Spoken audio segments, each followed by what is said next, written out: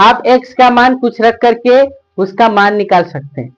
यदि कुछ ऐसी संख्या लिख ले, है ना, जैसे इसका टोटल का मान कितना हो जाए, 0 हो जाए, टोटल का मान कितना हो जाए 0, तो वो उसका क्या कहला जाएगा, शून्य कहलाएगा, है ना। और यदि हम x बराबर 1 रखें, x बराबर 2 रखें, x बराबर 3 रखें, x बराबर 4 रखें, तो उसका कुछ मान निकलेगा, तो x का मान इतना है, px का मान इतना है। समझ गए क्या? तो देखो जैसे एग्जाम्पल क्या लिया गया कि x बराबर हम कितना लेकर के देखें, 1, है ना। शुरू कर सकते हैं। तो x बराबर हम लोग 1 लिए, तो x के जगह पे क्या लिखें, 1। ध्यान से समझो, x की जगह पे क्या लिखे, 1।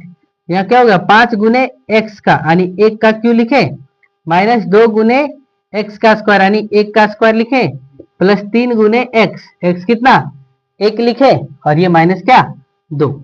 तो देखो 5 गुने 1 का क्यू कितना करेंगे तो उसका मान कितना होगा, 1 होगा, माइनस 2 गुने 1 का स्क्वायर कितना होगा, 1, प्लस 3 गुने 1 3, और माइनस कितना, 2। तो 5 माइनस 2 प्लस 3 माइनस 2।